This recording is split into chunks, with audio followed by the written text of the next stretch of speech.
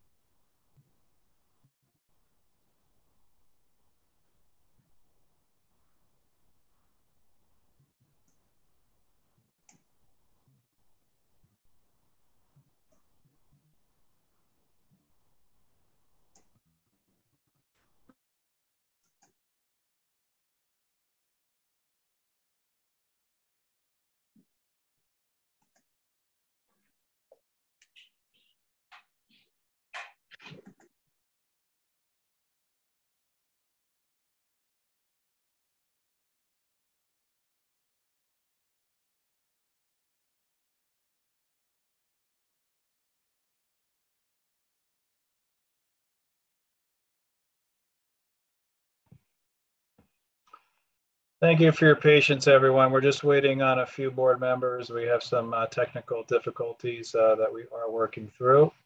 Again, appreciate your patience. Thank you.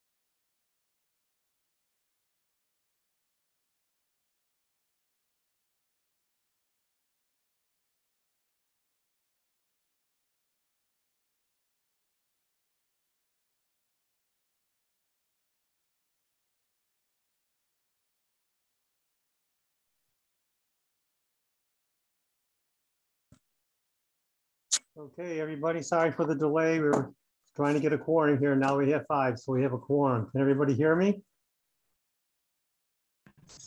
Okay, will you please stand and say the pledge to the flag.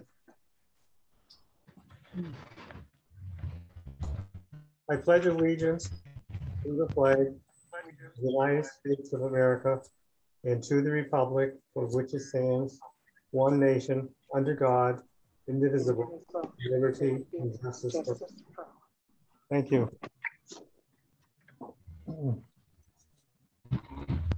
All right. We have a clerk's report, please. We do have a clerk's report. It's not a big one, but just to let you know, there was an addendum this evening, and in your board packet included is a newsletter from the Wayne Finger Lakes BOCES superintendent that will be coming every month. And the administrative reports were there, and there was an email attached that Donna Ravella received from the New York State Ed Department regarding the increase in adult lunches. Okay. Thank you. Could I have a motion to approve the agenda? I'll make a motion. Jack, I'll second. Pam, all in favor? Say aye. Aye. Opposed? Aye. Motion carried. Could I have approval of the January 12th minutes, please? A motion. I'll make the motion. Pam, second? I'll second it. I'll second it. Okay. All in favor? Say aye. Aye. Aye. Aye. Opposed? Motion carried. Could I have a motion, please, to go into executive session I'll make a motion. for the purpose of discussing I'll second. medical, credit, or employment history of a particular person or corporation, or matters leading to the appointment or removal of a particular person or corporation. I have a motion by Jack, is it? Yes. Jack? Yes. I second. Pam? All in favor, say aye. Aye. Aye. Opposed? Motion carried. So at this point, just to review, we'll leave the public meeting button to the right. There's a link for an executive session link that Mrs. Gray sent. So please link on to her invite. And then after that, we'll come back to this link into general session. Thanks, everyone. Okay. See you soon.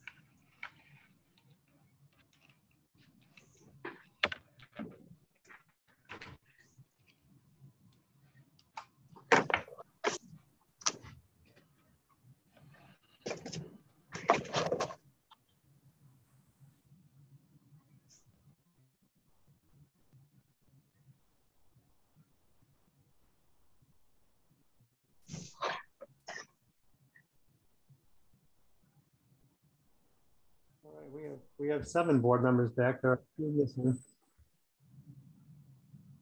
Let's give them a minute, please.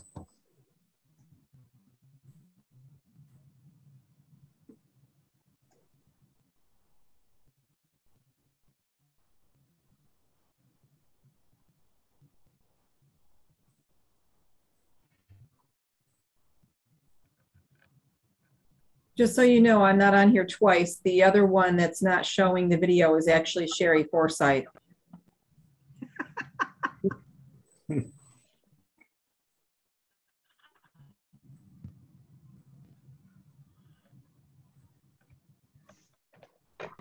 Okay, Mike, you want to start with presentations? Yes, Mrs. Kelly. Are you ready to present tonight on the senior trip update? You're on mute. I sure am. Can you just let me share my screen, please? Sure. Sure. I think Amanda should be doing that for you. Just made you a co-host, so you should be able to share your screen.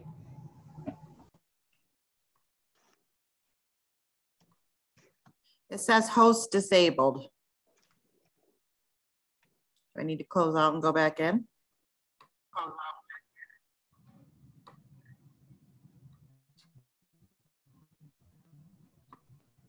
Let me check. It should. I got it, Amanda. I'm all set. Thanks. I just had to go back out and back in. Hi, everybody. Hi. Hi. All good? Ready to go? Ready. All right, let's talk about a senior trip. So Mrs. Pierce and I have been navigating through how to plan a senior trip during a COVID pandemic, which has been interesting with all of the rules and the regulations. So we have tried to put together something that we think is going to work for kids and is going to be financially fairly easy, and we should be okay with all the COVID restrictions. Again, we're just kind of playing it day by day to see how the different states and mass. So we're looking kind of every single day. So we are looking at a senior trip this year, a little bit of a shorter trip. And again, due to some of the COVID restrictions, some of the bigger cities, you can't go into museums or restaurants and things without being vaccinated. But we did put together a pretty cool trip for our students to go to Cedar Point, which actually they were really excited about and kind of requested. They really wanted an amusement park type adventure. So we're looking at 2 days and 1 night in Cedar Point, Ohio, Wednesday, May 25th and Thursday, May 26th. And if you take a look at our itinerary, kind of the gist of what we're going to do is we'll be up bright and early at 4 a.m. to get on a school or get on a coach bus to head off to the Rock and Roll Hall of Fame. I just was looking at the Rock and Roll Hall of Fame, and there's some new cool exhibits this year coming in. And then we're going to head out to Cedar Point, check into our rooms, which are right on the campus of Cedar Point. We're going to do some goofy golf, have beach time, and have a dinner pizza buffet. The next morning, we're going to hop up, I'm sure, pretty early so that we can hit the park, grab breakfast in the buffet, and then spend the entire day at Cedar Point Amusement Park. That was a lot. And leave to come back to Clyde-Savannah at about 6:00 p.m. So Mrs. Pierce kind of picked up this group of students a little bit late in the game, but she was able to look back and decide, you know, kind of where all of their money has been for the last few years. So starting in the spring of 2019, they had a jerky sale, which they got 50% of the sales profit, a cheesecake sale, chicken barbecue and popcorn sale, and then the pulled pork dinner this fall. All of that went to their personal accounts. And just, you know, a little blurb at the bottom that they have been working incredibly hard for their fundraising, and most of the seniors' expenses will be covered by the general class fund, except for like trip expenses. And students have been given lots of time to be part of fundraisers, and all the fundraisers are communicated to our students. So looking at a price, so again, we are just kind of navigating through this, but we're thinking it's going to be approximately $400 per person, which will include deluxe round trip coach bus ride in those cozy seats, 1 night of lodging, 1 dinner buffet, 1 breakfast buffet, private evening security, and admission to all of our excursions, and 3 chaperones. Not included will just be the driver's tip of about $10, and we'll add that in at the beginning so that it's all paid for. Some of the required documents that you need to have for this trip is a birth certificate. We are going to be looking at behavior and academic eligibility beginning this month.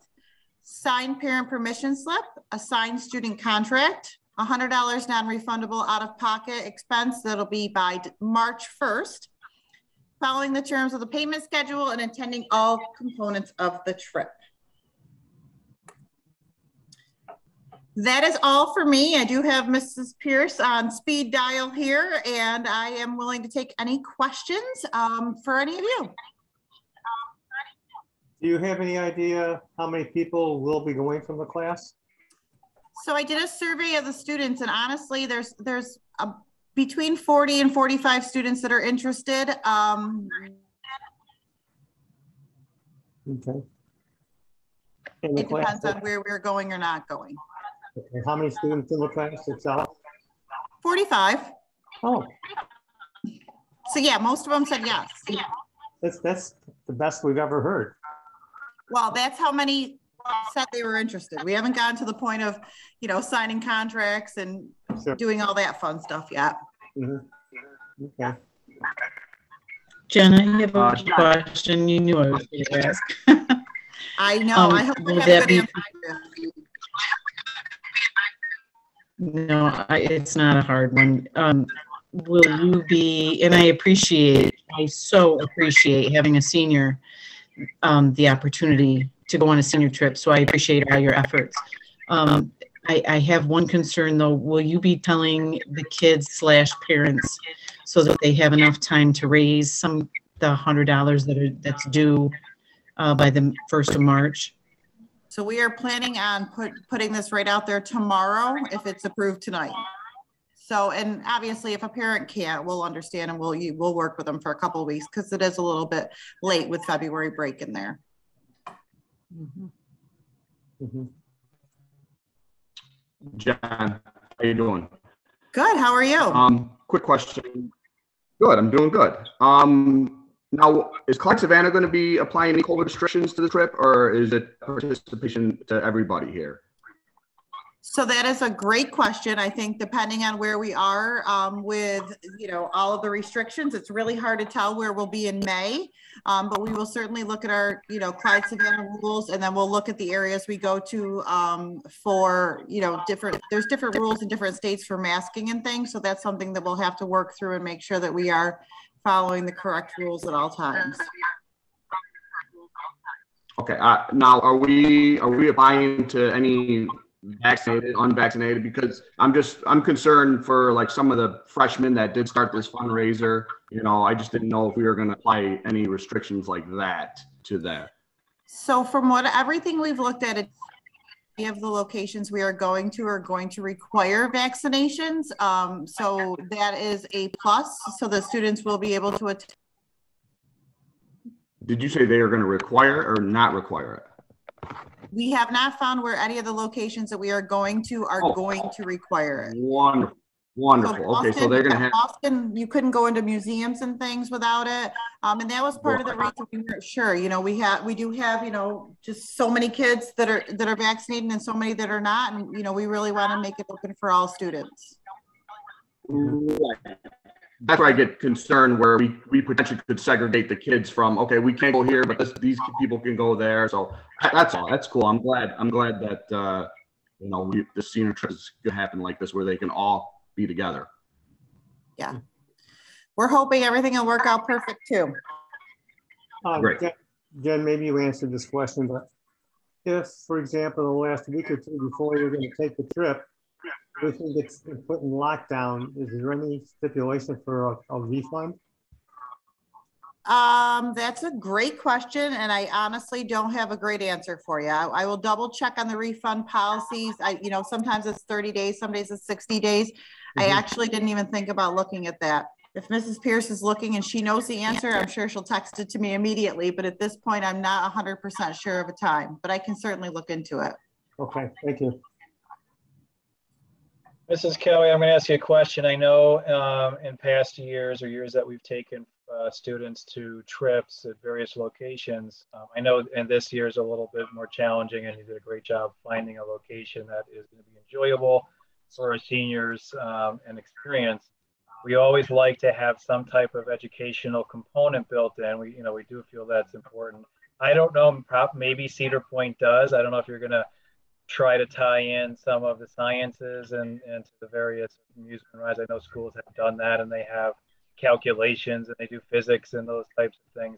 Will you have some component that is going to be supporting any of the curricular work that they've done over their studies in school? There certainly are opportunities at the amusement park to do some science type activities, but we also will be going to the Rock and Roll Hall of Fame, which has a tremendous amount of educational pieces to it too. Right. I hate to see, I will be honest, I hate to see kids walking around with clipboards the whole time when they're at amusement parks, and sometimes you see that. So it's like you want to give them a few science things to type do there. Come on, they're going to have their phones. What clipboards? They got their phones in their hands. 20 on a phone.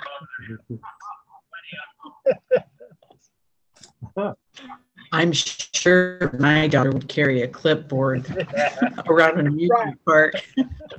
Probably when they were in 8th grade, they saw that, because every year you go on these amusement park trips, they have these kids have their little clipboards, which you don't want to see that at an amusement park if you don't have to. That's why we're doing the Rock and Roll Hall of Fame. Education first. There you go. Absolutely. Anybody have any other questions?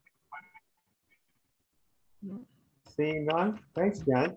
You're welcome. Thanks, guys. Have a good night. Thank you.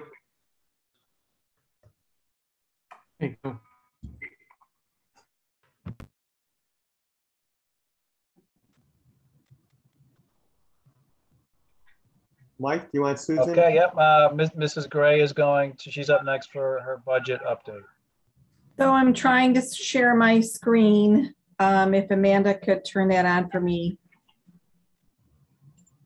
There we go. I think this is what I want. And I want to see from the beginning. There we go. Okay. I wish the budget, can you hear me okay? Yes. I wish the budget could be as exciting as a trip to Cedar Point. Unfortunately, it's a little bit less exciting than that. So I'll get right started. The presentation tonight is mostly about revenue. So we're going to talk about our foundation aid and some other things. And I'll start right out with foundation aid. So we did get an increase in foundation aid this year, and I wanted to give you a little bit of history on foundation aid because it plays into how much money we received. So back in when the formula was introduced in 2007, it was supposed to be designed as simple, fair, and predictable. As you can see, it's really anything but simple and predictable. It takes into consideration each one of these components has a formula attached to it: the average cost of a successful New York school, the regional cost index, needs of students. For example, a special education student is counted as 1.41 students. A student living in poverty, you add another 0.65. An English language learner, you add another 0.5. So, and then, so those are all complicated calculations. And then you subtract out the expected local contribution, which is based on local income and property wealth. And all of this data, or I shouldn't say all of it, some of this data comes from the 2000 census, which is data that's 22 years old. So the formula that they developed in 2007 was used for 1 year, but then it was frozen by the state in the second year due to the recession. And ever since, foundation aid has been at times frozen or even reduced, like the years we had the gap elimination adjustment. or the formula has not been used and some arbitrary number has been allocated to us. Last year was the first of 3 years where the formula has been used and our foundation aid has begun to be paid back. So this means that the formula, if the formula had been able to flow as designed from 2007, we should have received a certain amount of money by now. But we didn't. We're owed money from the state. So they decided to divide the money that was owed to the districts into thirds. So we received a third of it last year, or this current year. We're receiving the second third of it next year, and then the third component the following year.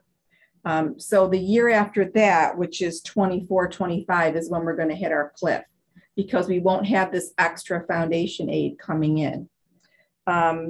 There's also, we don't know what's going to happen that year. It's an election year this year. They're telling us that we're going to get our third next year, but anything's on the table. They've played with the foundation formula before. They can change it again. They're talking about updating the data. They're talking about changing the formula. And so it's very difficult to be able to project out what will happen in a couple of years. So we'll take it while we can get it, but we also have to plan for the future. And we also need to keep this in mind when we talk about our tax levy. So the executive budget proposal came out a few weeks ago, and you can see this is last year's aid, and this is the proposal. There are some inaccuracies in the proposal. For example, I've highlighted the BOCES aid is overstated by almost $770,000. We are not going to get $2.2 million worth of BOCES aid next year. Those figures are off. And then the building aid down below, that is also understated because of our recently completed capital project. It's understated by about $1,150,000. We're really going to get over $3 million worth of building aid. So we have to adjust the projections when we come to estimating our revenue budget. Part of the proposal that Governor Hochul put forth was it fully funds the foundation aid, like I just talked about, by 23-24. The community school set aside is unchanged. We have to take $100,000 of our foundation aid and apply it toward community schools type expenditures. It fully funds our expense-based aids. That's transportation, building, and BOCES, which we get aid on how much we spend in those categories. And if you remember last year, Governor Cuomo wanted to just lump everything together and not fully fund those expense-based aids. And then they also have a proposal to waive the income cap on retired teachers and other school employees until June 30th of 2024 because of the sub shortages that everyone is experiencing. Other things that were in the budget that don't really affect our budget, they want to create a general statewide reserve of 15%. You know, we're only allowed to keep 4%, but the state wants to keep 15% of their funds.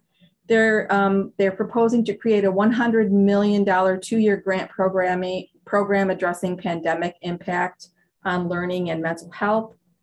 Schools would have to pay 56.8% of costs for placements in privately operated residential schools. That's pretty close to what we have to pay now. Additional funding for SED staff, state education department staff, they're very low. They've been hit with just as many staff shortages as we have. So they put some additional funding toward hiring more people. They're proposing to issue temporary professional permits to individuals awaiting professional teaching certificates so that we can maybe hire some folks prior to them getting their certificate. And then continuous recruitment for civil service. It used to be you had to wait for the test to come along, and sometimes it could be up to 3 years before a test would come along. So they're proposing to offer those tests more often. And they are proposing to move oversight of the child nutrition program from SED to ag and markets. The one proposal that is very concerning to most of us is electric school buses. So the proposal is that all school bus purchases be zero emissions by 2027. That's 5 years from now. All school buses on the road would need to be zero emissions by 2035. So all of our current buses that are diesel would have to be off the road by 2035. Electric buses cost approximately 3 times the cost of a traditional bus. A traditional bus is about $150,000, between $130,000 and $150,000. And we would have to install infrastructure. We would have to upgrade our electric service, and we would have to install charging stations. And finally, the bus manufacturers said they would absolutely not be able to produce 5,000 buses per year. They could do about 250. That's what they're telling us. So this is, you know, it's admirable that they want to do this, but it's not realistic as far as their timeline goes. So we'll have to see what happens with that. When I talk about revenue, we have to talk about our stimulus funding. This slide illustrates how much funding is available to Clyde-Savannah, a total of $4.4 million. The first pot was $284,981. That was the CARES Act. I'm going to advance a slide. So we spent that money in 2020, 2021 for cleaning supplies, sanitizing supplies, personal protective equipment, masks, gloves, thermometers, the thermometers, the scanners, the forehead scanners, the scanners, the wrist scanners as you come in the door. And then we used that money finally for some salaries that we had to pay when we were shut down. The second pot of money, the Carissa, we call it, $854,000. That's been approved. That's supposed to be for salaries and benefits and has to be spent by September 30th of 2023. It's all for additional teaching staff for social, emotional, and learning loss for our students. The next pot of money is what we call the American Rescue Plan, or ARP-ESSER 90%. We just received approval for this. It needs to be spent by September of 2024. It's going to be proposed to be used for salaries for summer school, after school, an additional nurse at the elementary school because of all of the testing and we added a grade level at the elementary school, and there was a lot of activity in the nurse's office. And so we added an additional nurse to help with COVID type related things. It would pay Karen Markoff's salary and extra duty for COVID related shortages. We also have been purchasing student school supplies. We didn't send home lists this year, and we won't for the next 3 years, so that's relief for families, so they don't have to go out with their school supply lists and spend $100 on pens and notebooks and pencils and glue sticks and all those wonderful things that kids need to have to be successful in school. It's also for services with students with special needs. We proposed a keyless entry system, which is going to be, it's touchless, so that's safer in the COVID world and also is more secure. It's going to address some professional learning that's going to go along with the Pathways program. And also it's purchasing most of our equipment, materials, and furniture for the Pathways program, including, and includes our mobile outreach unit, which we piloted last summer. Mm-hmm. Susan, I have a question. Yes. Sure. The Cursa and ESSER, or whatever, yep. The Cursa, those positions, once that money is gone, do those positions, are they gone unless we pick it up in our budget, right? They're gone unless we pick it up in our budget, or we could fill them through attrition if someone retires or something like that. Okay, all right. The money that has not yet been approved, but we hope to have it approved soon. We have filed our applications and they have asked for more information as of yesterday, is the after school state reserve, which is about $200,000. It would be for salaries and benefits, materials, supplies, and transportation for an after-school program. Same thing for summer. Summer state reserve is the same amount, same items. This would fund 2 summers worth. So we're hoping to pick up the other summer with going back with the 90% ARP ESSER funds. The learning loss state reserve of $1,876,000. We're looking for it to replace what is now the 21st Century Program. The funding stream for the 21st Century Program is changing. We have applied for it, but our grant writer, Jay Roskup, is not hopeful that we will get it.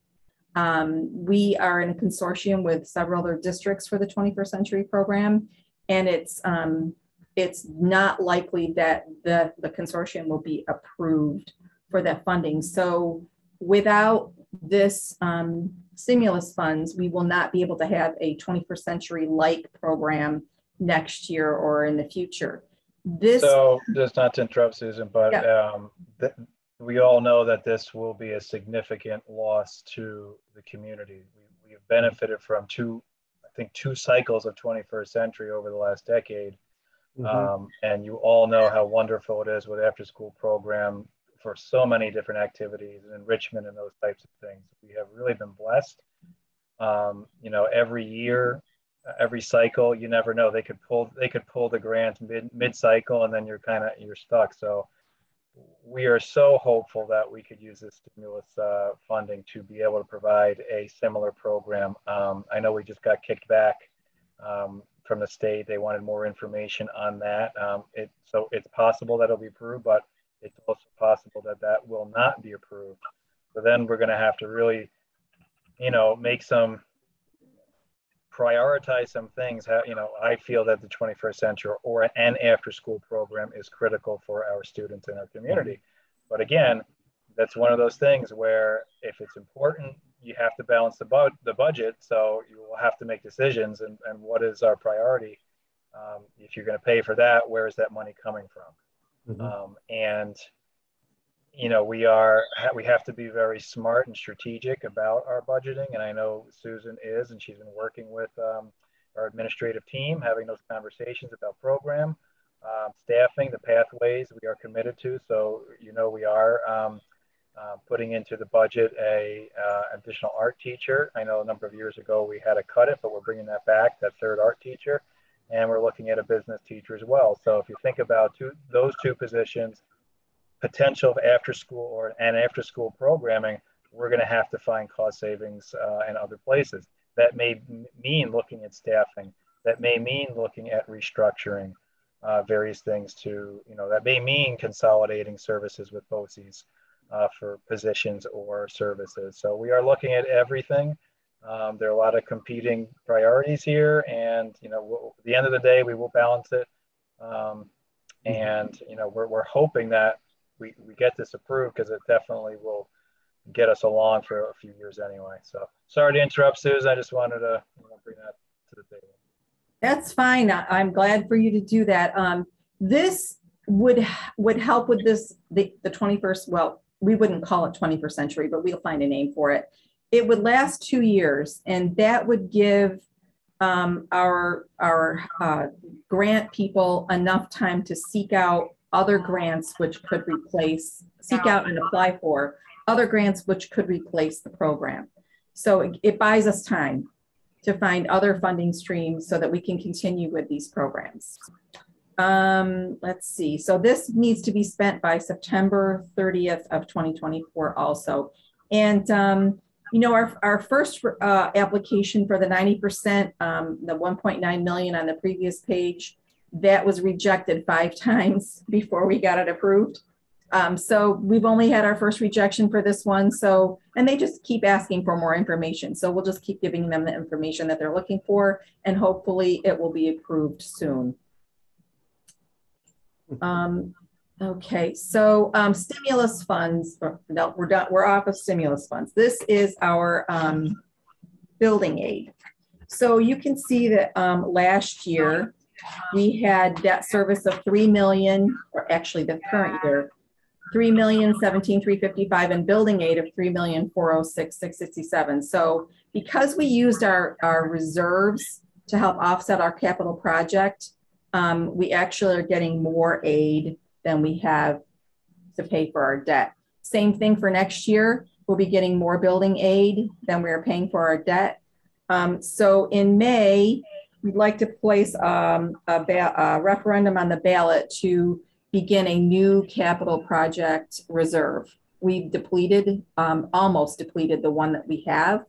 And if we're thinking, if we want to be forward thinking, we need to start planning for another capital project a few years down the road. And so we need to start setting money aside for that if we want to continue to have no local tax impacts for future capital projects.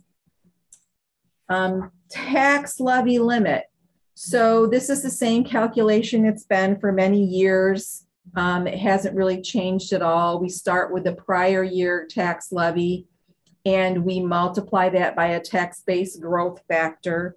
The tax-based growth factor is derived using a quantity change factor, which is calculated by the Department of Taxation and Finance. It's basically the growth within your community, within your district. We haven't really had a lot of growth over the past year, so that number's pretty low. We add back in the pilot's receivable from the prior year for a total, which is then multiplied by the allowable levy growth factor. The allowable levy growth factor is equal to 1 plus the smaller of 2% or the inflationary change using the consumer price index.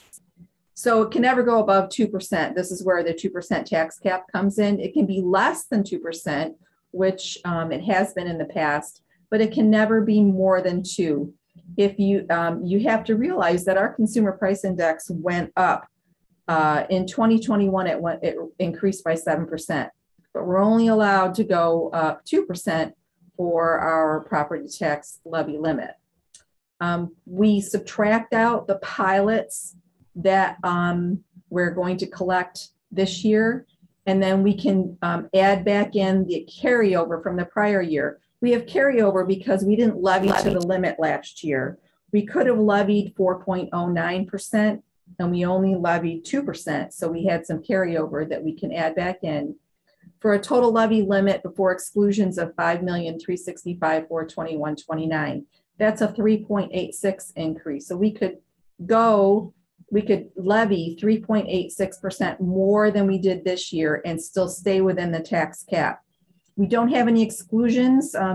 Usually the only exclusion that most districts have is the capital tax levy, but since we're getting more aid than we have expenditures, we don't have an exclusion. And they are talking about, the governor has a proposal to distribute checks to those within a certain income threshold if we stay within the levy limit. Like they gave out those checks a few years ago. She's proposing to do that again. So it's a dollar change if we went the entire 3.86% of $199,462. If you look at our past levies, over 5 years, we've increased our levy by 5.9%. We could have increased the levy over those same 5 years by 14.64%.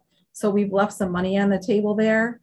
And 1% is about $51,660. So if we were to increase by another 2% for the coming year, it would increase our revenues by $103,320. Other budget information, teachers' retirement system rates are going from 9.8% of salaries to 10.5% of salaries. Employee retirement system contributions are going down from 16.2% of salaries to 11.6%. The big news for us, and it's a significant number, is that our health insurance premiums are going to increase by 22%. For us, that's about $550,000. If you go back to where I said 1% is $50,000, so our 2% increase, it wouldn't even begin to cover the health insurance increase that we're seeing. Negotiated salary increases for all of our contracts are factored into the budget, as well as cost of living increases. The consumer price index, as I said earlier, went up by 7%, but energy and food have gone even higher than that, and we have to take those increases into consideration for our budget, especially the energy costs. So currently, our estimated revenues for next year are $24,652,216, an increase of 1.6 million. That's a 7.3% increase. This is without increasing taxes at all. The difference between the property taxes is we increased, the pilots have increased by a little bit.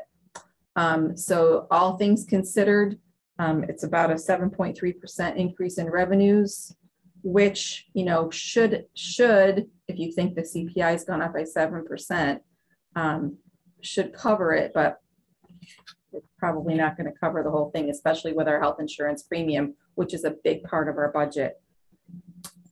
Next steps, we have to finalize our BOCES and EduTech budgets, finalize our program and staffing budgets, and then before April 1st, hopefully, we'll receive the final news from the state, what the legislative budget will be and exactly how much we'll be getting from the state.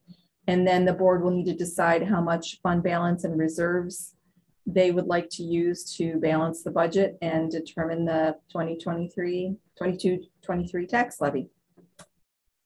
And that's about it. Do you have any other questions?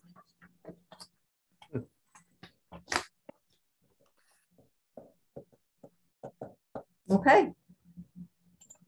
Thank you. Thanks, Susan. And I just want to congratulate Susan on the approval of the ARP. She worked incredible. I can't even tell you the back and forth with the state and the amount of time and energy and effort and collaboration she put into that. So that is a huge, huge kudos to Susan. Thank you so much for all that work. It certainly will pay off. And that on top of, you know, preparing for the budget and the stages that we're in right now, I really do appreciate that. And I'd also do really appreciate the conversations that our administrative team is having with Susan and myself regarding decisions moving forward with our budget and staffing. And, you know, sometimes those decisions are tough. However, we always build a budget with our mission vision in mind and to have the least impact on programs. So I think we're in a pretty good place moving forward with that. So I did want to give my report. I know that there's been a lot of discussion surrounding the governor's masking update for the state. As you know, effective tomorrow, businesses and entities outside of school will be no longer. However, schools still are required to have the masking. So, you know, we as a Wayne Finger Lakes BOCES component district, we wanted to express our opinion on the matter regarding safety protocols to the governor as she makes her decisions, and hopefully I don't think it's going on deaf ears, but I want to read to you and share publicly the language and a position that we are and have submitted to the governor this morning. So I will read this. I'll also have a copy of this to the board I will send, but I think it's an excellent letter. I'm hoping it will be taken into consideration. And it goes like this: Dear Governor Hochul and Dr. Bassett, the past 2 years have been met with many challenges due to the pandemic and the many direct and indirect impacts it has had on our state, community, and our school districts. As school district superintendent serving students from Cayuga, Ontario, Seneca, Yates, and Erie counties, we are proud of our efforts aligned to our local Department of Health directors that have maintained students in our schools. We can all agree that the pandemic has taken its toll on school districts and communities they serve, yet our resolve to maintain in-person learning has never diminished. As school leaders, we are writing now to enlist your support in helping schools across the state to regain a much-needed sense of normalcy. Students, staff, and families have endured unbelievable challenges during the past 2 years. Now it is time to develop a plan to move forward. As infection rates drop across the state, we are asking you to develop a plan for strategically relaxing the many health and safety protocols that have impacted the social emotional health of our students, staff, and school communities. We strongly believe it is time for the state to identify an exit strategy from the current health protocol based on school districts. Many in our communities are concerned that the mandated protocols will never go away. Our communities need to know there's a plan in place for safely lifting these mandates so we can move forward and renew our focus on learning. As a state that has responded to the needs of its citizens, we now respectfully ask that you respond to the need for this exit strategy from the current health protocol. We need strategies that are reflective of the current circumstances in schools where transmission rates remain low. Such a plan can become the unified statewide voice that is needed for school districts and their respective communities. It is time to turn our attention to the teaching and learning while we also continue to address the social and emotional needs of our students and communities, which have substantially increased during this pandemic. It has become increasingly difficult to achieve these goals under the current restrictions, but is what our communities expect from us. We remain committed to keeping our students and school communities safe and healthy. We now look to your leadership to create a concrete exit plan so we can move from the 2 years of uncertainty our school communities have already endured. Sincerely, the Wayne Finger Lakes Superintendent. So as you know, I serve as the Wayne County School President of the Wayne County Superintendents. This was a collaborative letter between the Wayne County and the Finger Lakes group. So that was sent out to the governor today. And, you know, I think we are all waiting to see what direction the governor will go and whether or not that will be her decision or that will be directed to some other entity and having some control otherwise. So I want you to be aware of that. We can certainly have discussion around this if you wanted, in addition to our advocacy for the need to change. Great letter. Mhm. Thanks for sharing that, Nick. You're welcome. And I will forward that to the board as well. Good, thank you. Yeah. Susan, you don't have anything else, do you?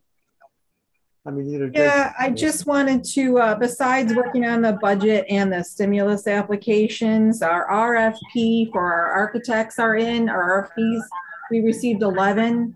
I will be contacting the members of the Capital Facilities Committee so that we can set up a time to get together and review those proposals sooner rather than later, so that we can choose someone and get them on the board for next month, if possible.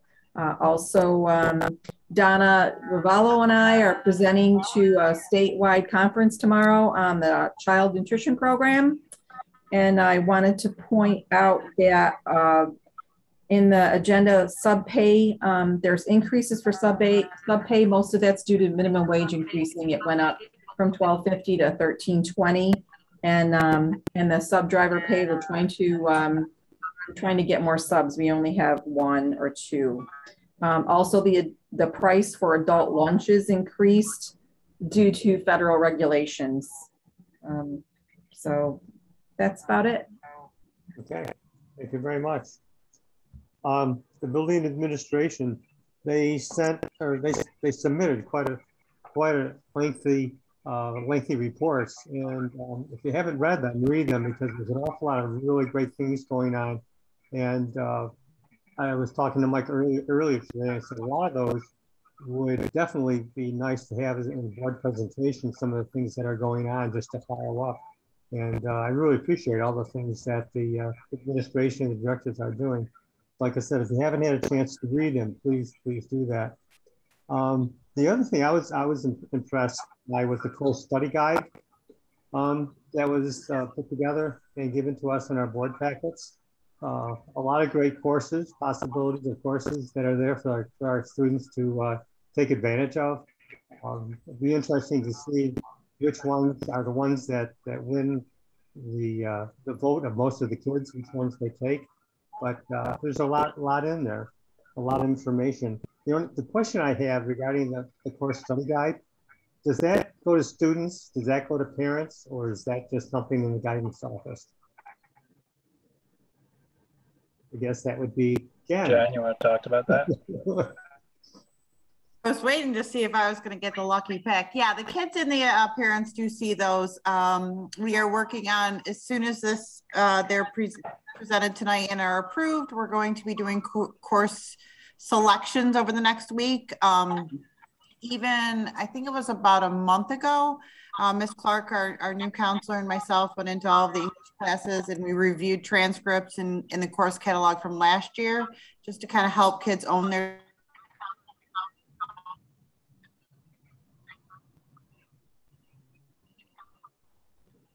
sure of it. So there will just be some additional conversations with the counselors to some of the additions. Very good. Good. Student representative, Colton's not here. Any board member comments? Okay, seeing none. Board committee reports. Yeah, I have a comment. Can you hear okay? No. No. Try again.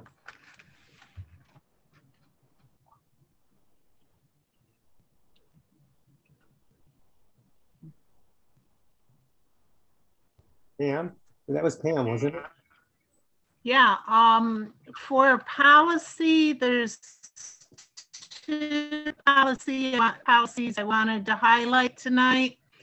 7618, we are not only deleting, but we have to archive that policy. It was a very old 0607 required special ed policy on aversive techniques. I mean, this is shock treatments, tie downs, whatever. We don't have any students that meet that. They are phasing it out anyhow, so it is down to be deleted and archived. The other policy, 7316, is our cell phone policy. And administrators, we did make a change on this. Not only are cell phones not allowed during academic courses, but they are not allowed during learning centers either. So, you know, if someone in the learning center double checks that the kids' work is all done, they don't owe anything, that's up to them, but it is not free time for cell phones. So instructional periods and learning centers are no cell phones. The others are pretty explanatory. Thanks, Pam, for that update. Now that if it is approved tonight, then we will communicate that information out to our administrators, and then they can pass that information along as far as supervising that. Right. Okay, any other board committee reports? Okay, seeing none, we'll move to the public forum.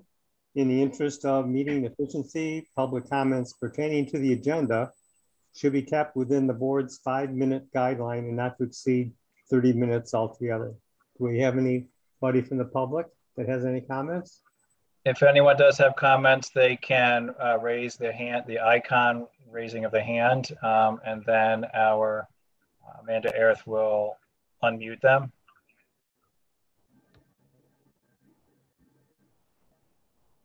I don't see anyone raising their hand. Okay. Seeing none, could I have a motion to approve the consent agenda? I'll make a motion. Second, Jack.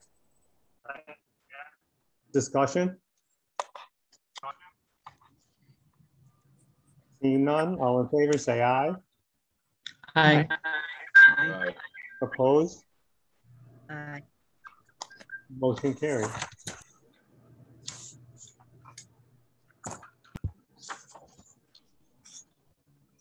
That brings us to questions from the audience. Is there anybody in the audience that might have a question?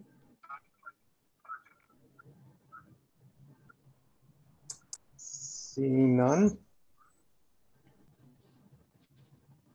Do I have a motion to adjourn? I'll motion. Sue? Second? I'll I'll second. All in favor, say aye. Aye. Aye. Opposed? Motion carried. Have a good night, everybody. Right. Night all. Good night. Good night.